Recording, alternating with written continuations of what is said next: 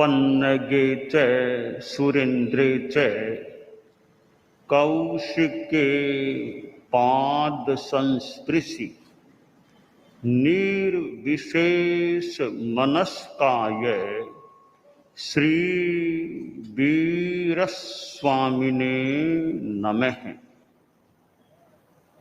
भगवती सूत्र का यह एक प्रकार से अंतिम सूत्र है और 41वां शतक और 41वां शतक का यह 196 उद्देश्य संपूर्ति अब अंतिम सूत्र है।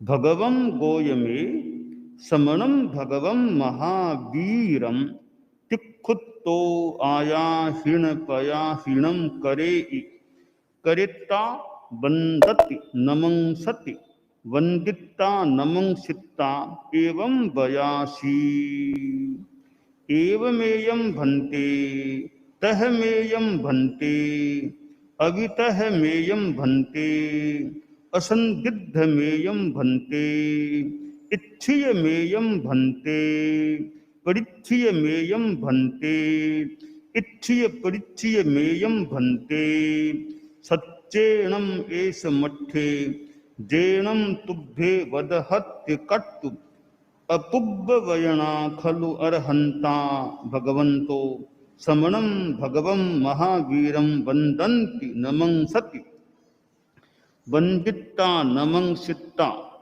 संजमेणं तवसा अप्पाणं भावे माणे विहरै इति भगवई समत्ता।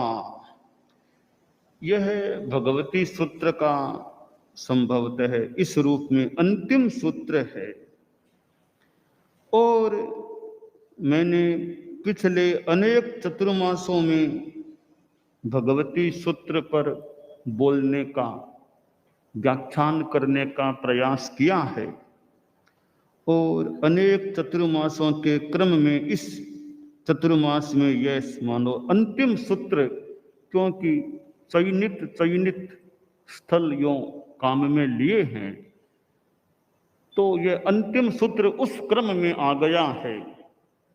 भगवती सूत्र में हम देखते हैं तत्वज्ञान मानो भरा पड़ा है, तत्वज्ञान का खजाना यह भगवती सूत्र है।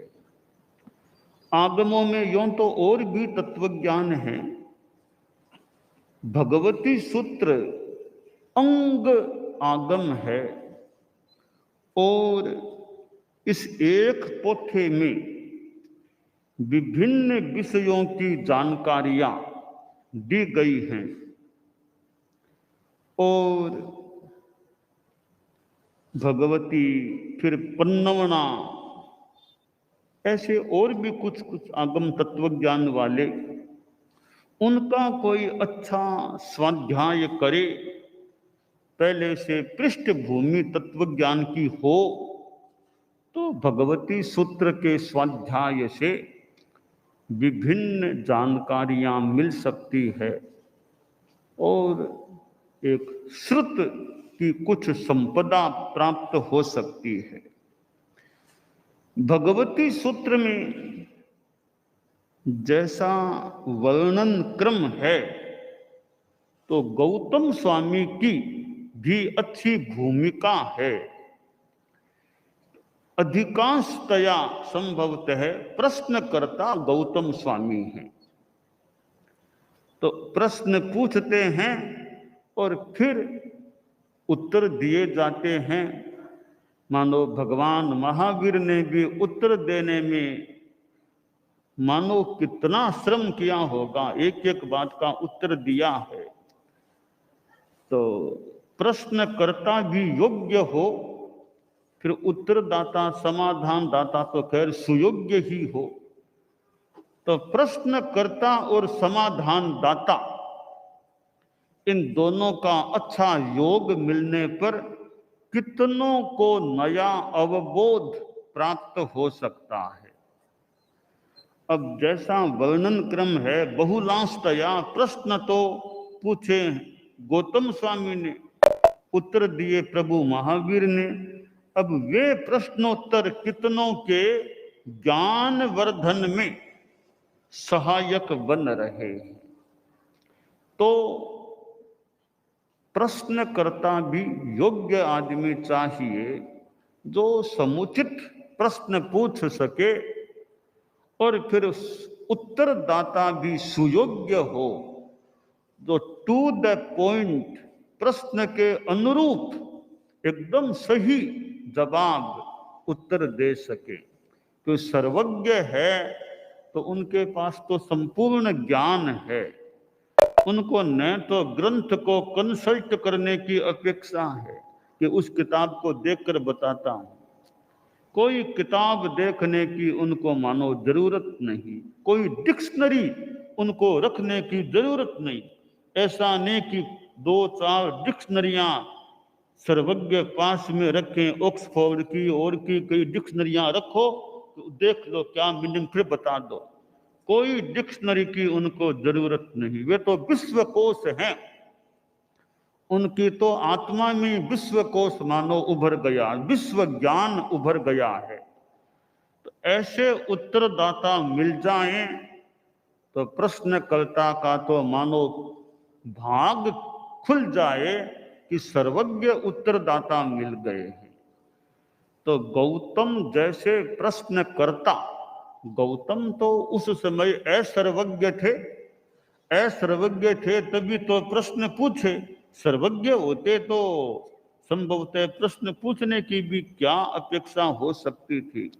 तो असर्वज्ञ द्वारा प्रश्न प्रश्न और सर्वज्ञ द्वारा प्रश्न उत्तर, प्रश्नों का उत्तर। तो यह भगवती सूत्र कितनी बार जगह जगह, कितनी बार गोयमा गोयमा गोयमा, बार बार गौतम का नाम भगवान के मुख से जैसा वर्णन क्रम है उच्चरित होना। माधो गौतम तो धन्य हो गए कि भगवान महावीर के द्वारा बार बार गौतम गोयमा गोयमा गोयमा पाठ नाम उच्चरित होना, वो तो मनोधन्य हो गए। एक शिष्य धन्य हो जाता है गुरु के, भगवान के मुख से बार बार उसका नाम उत्तर देने के लिए उच्चरित हो रहा है। तो कितने कितने उत्तर भगवान महावीर ने दिए और कितने प्रश्न गौतम स्वामी ने पूछे। और स्वयं गणधर गौतम स्वामी, इंद्रभूति गौतम गणधर। और अब प्रश्न के उत्तर मिले हैं या जो प्रश्न पूछा गया उसका उत्तर मिला, जो भी। अब गौतम स्वामी अब मानो एक तरह से उत्तर मिल गए हैं। उत्तर मिलने के बाद भगवान को वंदन करते हैं कि खुद तो आयाहीन पयाहीनम करी। हमारे यहाँ जो तिखुत्तो का पाठ जो परंपरागत चल रहा है कि तिखुत्तो से तिखुत्तो आयाहीनम पयाहीनम करेंगे वंदामिनु, ये जो पाठ चलता है, ये वैसे हमारे आगम में भी ऐसा पाठ है। और इच्छामि क्षमा सुनो वंद्यो, वो भी एक पाठ है वंदन करने का, वो भी पाठ है। मूर्ति पूजक परंपरा में आपने देखा होगा, इच्छामि क्षमा सुनो वंद्यम रावणिजाय निशीह्याय, इस रूप में पाठ। और मूर्ति पूजक ही क्यों, हम भी प्रतिक्रमण करते हैं। कितनी बार क्षमा समणों का पाठ, लगातार 2-2 बार क्षमा समणों का पाठ बोलते हैं। तो वह भी मानो कोई बंधन की विधि है। वहां तो काय संफासम, चलन स्पर्श करने की भी बात है। हालांकि एक प्रश्न जरूर होता है कि इच्छामि क्षमास्मनों में जैसा पाठ है वैसे चलन स्पर्श करने का क्रम हो और हजारों साधु पास में हो, वे सब जो क्षमास्मनों करें तो एक एक चरण स्पर्श करे तो प्रतिक्रमण कैसे पूरा होगा। फिर वर्तमान में भी कोई चरण स्पर्श उस समय करने की रीत नहीं है, पर पाठ में है। अहो कायम काय संफासम खमनिजो भे किलामो, इस परंपरा से तो मानो चरण स्पर्श करते हैं। बात हो रही है दत्ता भे जवनिजम चभे खामे में, तो यह खमास मणो है। इसमें तो मानो गुरु शिष्य का थोड़ा संवाद होता है, प्रश्न है दत्ता भी जवनिजम चबे, वापिस गुरु उत्तर भी दे कि हाँ मेरे ठीक है। तो यह खमास मनो आज हम जिस रूप में प्रतिक्रमण में बोल रहे हैं, हम तो केवल पाठ बोल देते हैं, और न चरण स्पर्श की बात है न उत्तर देने की बात, पाठ पाठ बोलते हैं। तो यह पाठ बोलने की परंपरा पता नहीं कब क्या स्थापित हुई, मूल जो उसमें वर्णन है उस हिसाब से तो खमास मणों में चरण स्पर्श करने की विधि होनी चाहिए, और वे भी अनुमति लेकर, अनुदान है में उग्रहम, वो शिष्य थोड़ा दूर से निकट आता होगा फिर वंदन करता होगा। प्राचीन काल में क्या परंपरा रही है, पर हजारों साधु पास में हो, सैकड़ों साधु पास में हो, तब तो यह संभावना नहीं लगती एक मुहूर्त में सारा काम हो जाए। फिर भी एक खमास मनो भी एक बंधन की विधि है। तो यहाँ आया हीण पया हीणम करे, वो उस रूप में पाठ है जो हम लोग हमारे यहाँ चालू है। तो भगवान को वे आदक्षिण प्रदक्षिणा करते हैं, वंदन करते हैं, नमस्कार करते हैं और फिर निवेदन करते हैं। एवमेयम भन्ते तहमेयम भन्ते अभितः मेयम, यानी आपने जो कहा है वो ऐसा ही है, वो तथ्य है, असंदिग्ध है। यो सच्चेणम एस मठ्ठे, ये सत्य है, यह बात जो आप बता रहे हैं वो सब, यानी एक उसका समर्थन, आपने जो कहा वो सत्य है। तीर्थंकर आपने जो कहा वो सत्य है। यों गौतम स्वामी अपने उद्गार व्यक्त करते हैं और उद्गार व्यक्त करके फिर वंदन नमस्कार करके मानो वहां से विरत, वहां से उठ गए होंगे, अपने संयम और तप से अपने आप को भावित करते हुए विहरण करते हैं। तो भगवती सूत्र एक प्रकार से संवाद शैली वाला सूत्र है। संवाद शैली, शिष्य गुरु का, भगवान और गौतम या और भी कोई कोई साधुवादी बीच में कोई कोई यूं हैं, औरों का भी थोड़ा है प्रश्न उत्तर, जैसे जयंती श्राविका के भी प्रश्न है, भगवान ने और भी कोई मुनियों के कुछ आपस में किसी रूप में या और भी थोड़े संवाद हैं। प्रधानतया मोस्टली अधिकांशतया प्राय संभवतः गौतम स्वामी द्वारा प्रश्न किए गए हैं और भगवान महावीर ने प्रायशः उनके द्वारा वे उत्तर दिए गए हैं। तो यह वापिस बंधन किया है कि उत्तर दिए हैं तो बंधन किया है। मैंने थोड़ा भगवती में और देखा, कृतज्ञता ज्ञापन कहीं नहीं लगा, कृतज्ञता ज्ञापन कहीं नहीं लगा कि कृतज्ञोस में के बहुत कृपा की, ऐसा कुछ नहीं लगा भगवती। बस पूरे भगवती में संभवतः हमारे संत और साध्वी जी हैं कि कृतज्ञता ज्ञापन का नाम ही नहीं है कहीं भी। आपने बड़ी कृपा की, शुभ दृष्टि की, मैं इतना किया, इतना मुझे समय दिया, ऐसा कहीं उल्लेख नहीं है। गौतम स्वामी ने हम पाठ में देखें, एक जगह भी ऐसा नहीं है कि भगवान आपको कष्ट हुआ, आपने कृपा की, इतना समय दिया, इतना श्रम किया, बार बार मैं कृतज्ञता ज्ञापित हूं, अनंत अनंत कृतज्ञ, कहीं कुछ नहीं ऐसा, कोई कृतज्ञता ज्ञापन है ही नहीं भगवान महावीर के प्रति। यह क्या चीज है, कृतज्ञता ज्ञापन क्यों नहीं किया गया है? हो सकता है यह कृतज्ञता ज्ञापन भी एक व्यावहारिक चीज है, औपचारिक चीज है, और भगवान महावीर गौतम वे निश्चय में मानो जीने वाले ज्यादा होंगे कि वहां क्या कृतज्ञता, मैंने अपना कर्तव्य निभा दिया, तुम अपना कर्तव्य निभाओ, और कृतज्ञता ज्ञापन का क्यों करना है? तो आगमों में कोई हमारे संत साधु जी मुझे बताएं कि कृतज्ञता ज्ञापन के रूप में गौतम स्वामी ने कहीं पर भी भगवान महावीर के प्रति एक वाक्य भी कहीं कहा है क्या? वो सेवंग बनते सेवंग बनते, यानी वो तो आपने कहा वो ठीक है, ऐसे इतना सा कह दिया, तो आपने कृपा की, माइथपना किया, शुभ दृष्टि की। इस रूप में भगवती सूत्र में भी संभवतः और भी अन्य आगमों में कृतज्ञता ज्ञापन जैसी कोई बात नहीं है।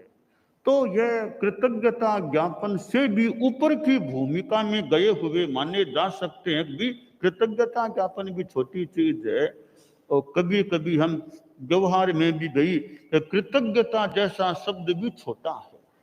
कभी कभी कहीं हमने देखा पढ़ा भी कि आपने जो मेरा किया है उसके लिए कृतज्ञता शब्द भी छोटा पड़ेगा, वो भी इतना फिट नहीं बैठेगा। तो मानो हम कल्पना करें गौतम स्वामी ने भी सोचा हो कि भगवान के लिए मैं कृतज्ञता ज्ञापन कहूंगा, वो बहुत छोटा शब्द होगा, तो छोटा शब्द काम में क्यों लूं मैं, या तो लूं ही नहीं, लूं तो छोटा शब्द काम में क्यों लूं। इतना बड़ा उपकार किया है, इतना ज्ञान दिया है कि मैं कृतज्ञता शब्द भी काम में लूं, वो भी बहुत छोटा पड़ेगा। कि मानो कि उनके शब्दकोश में कोई शब्द ऐसा था ही नहीं जिसका प्रयोग करके वे कृतज्ञता ज्ञापन कर सके। तो भगवती सूत्र में पूरे में देख लो, कहीं पर भी गौतम स्वामी द्वारा सेवंग बनते ऐसा कृतज्ञता, कृपा की, आपने करुणा की, शुभ दृष्टि की, माइथपना किया, आपको श्रम पड़ा, ऐसा ऐसा संभवतः कहीं उल्लेख हो तो हमें संत साधियां कोई बता दे, बाकी संभावना नहीं है उस रूप में कोई कृतज्ञता ज्ञापन किया गया है। परंतु विनम्रता, विनम्रता ज्ञापन, विनम्रता का प्रयोग किया गया। वो कैसे किया कि खुद तो आया हिणम पया, यह विनम्रता तो की गई है, बंदन नमस्कार किया है, बस यही हो गया बंदन। और कोई कृतज्ञता ज्ञापन जैसी जैसे थैंक यू बोले, वो बोले, धन्यवाद बोलो, साधुवाद बोलो, कुछ नहीं बोला गया, धन्यवाद साधुवाद। तो यह एक विशेष बात है। हमारे साधु साधियां, आगम को पढ़ने वाले समनिया और हो तो वे भी चिंतन कर सकते हैं न्यारा वाले कि यहाँ हम आगम में गौतम स्वामी द्वारा इतने प्रश्न पूछे गए, भगवान ने उत्तर दिए, तो उत्तर पाने के बाद कृतज्ञता ज्ञापन जैसा कोई प्रयोग प्रतीत संभवतः नहीं हो रहा है। परंतु यह विनय का प्रयोग जरूर मिलेगा कि आया हिणम पया हिणम करें, बंदाई नमन से बंदन नमस्कार करते हैं। तो इस भगवती सूत्र में इतना ज्ञान है, किसी को टाइम हो पढ़ने का, श्रावक श्राविकाएं हैं, मान लो मूल पाठ नहीं भी पढ़े, अनुवाद भी पढ़े, टिप्पण भाष्य पढ़ें, तो भी तत्वज्ञान की अच्छी जानकारियां। तत्वज्ञान के लिए एक 55वां सूत्र भी है, उपांगों में 55, यो और भी जीवा जीवा विगम, ऐसे उत्तर दैनानी में भी और भी कहीं मिल जाए, पर भगवती और 55 कुछ जीवा जीवा विगम भी हो सकेगा। तो ऐसे आगम हैं जो ये तत्वज्ञान के आकर, 55 तो तत्वज्ञान से भरा पड़ा है, प्रज्ञापना सूत्र। तो ऐसे जो ये थोकड़े और हैं, तो ये तो थोकड़ों के माँ बाप हैं, आगम तो थोकड़ों के माँ बाप हैं। तो जहाँ एक मानो स्रोत है तत्वज्ञान के आने का, तो यह 5वां अंग भगवई विआह पन्नति है, जिसमें ये गौतम स्वामी और भी हैं, प्रमुख स्थान संभवतः गौतम स्वामी का है प्रश्नकर्ता के रूप में, और प्रमुख स्थान भगवान महावीर का है उत्तरदाता के रूप में। तो ये प्रश्नोत्तर हैं, बहुत एक तत्वज्ञान से मानो भरे हुए हैं, अनेक विषयों की जानकारियां इस भगवती सूत्र में हमें प्राप्त होती है। यह एक पोथा है, इसमें अनुवाद नहीं है, कोरा ये मोटा मोटी मूल पाठ का यह अनुवाद वाला नहीं है, टिप्पण वाला ये मोटा मोटी नहीं है, केवल मूल टेक्स्ट वाला यह खास पोथा है। भूमिका आदि जो भी वो अलग चीज है।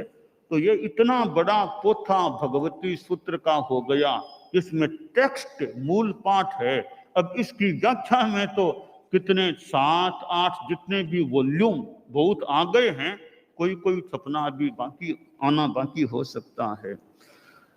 तो हम यह देखें कि यह जो विनय का प्रयोग गौतम स्वामी करते हैं, क्यों गौतम भी एकदम कोई साधारण तो साधु थे नहीं।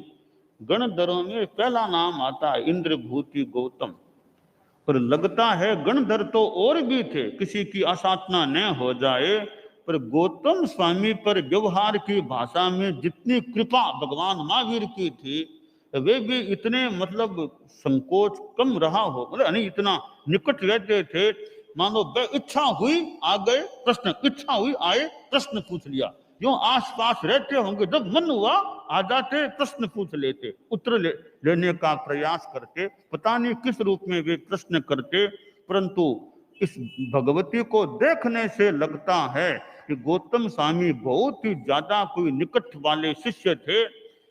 उनको कोई भय नहीं था कि बार बार जाऊं, कहीं बुरा तो खैर क्या मानेंगे भगवान महावीर, तो उचित रहे नहीं रहे बार बार क्यों जाऊं। लगता है कितनी बार वो आते होंगे, प्रश्न पूछ लेते। अब एक बात और है, यह प्रश्न है कि भाई गौतम स्वामी भी तो ज्ञानी संत थे, वो भी तो ज्ञानी थे, तो इतनी सारी बातें उनको ज्ञात नहीं थी क्या?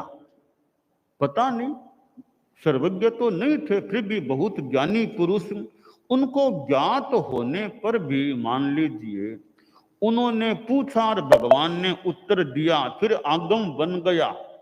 अब उनके माध्यम से कितनों को ज्ञान उन चीजों का मिल सकता है।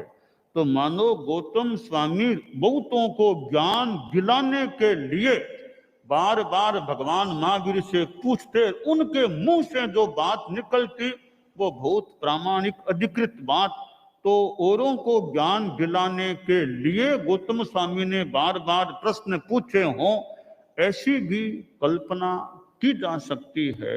तो कुछ भी हो, हमें तो यह ज्ञान आज प्राप्त हो रहा है, जिसमें मानो गौतम स्वामी बड़े माध्यम बने कि भगवान महावीर के ज्ञान खजाने में से कुछ चीजें वो प्राप्त हो गई, और हमें यह आगम के रूप में भगवती सूत्र प्राप्त हुआ है। तो हम आज इस भगवती सूत्र को, यानी मैं कई वर्षों से, कुछ चतुर्मासों से मैं इस पर व्याख्यान दे रहा हूं, आज यहाँ यह अंतिम सूत्र आ गया, भगवती सूत्र को अब विदाई दी जा रही है। कल से संभवतः आयारो आचारांग भाष्यम है, साथ में आचार्य श्री महाप्रज्ञ जी आयारो आचारांग भाष्यम, अब कल से आयारो पर यथा संभवतया अब भाषण प्रवचन व्याख्यान देने का विचार है। दानान सिद्धम अभयपयाणम सच्चे सुया अणवज्जं वयन्ति तवे सुया उत्तम बंभचेरम लोगुत्तमे समनेनाय पुत्र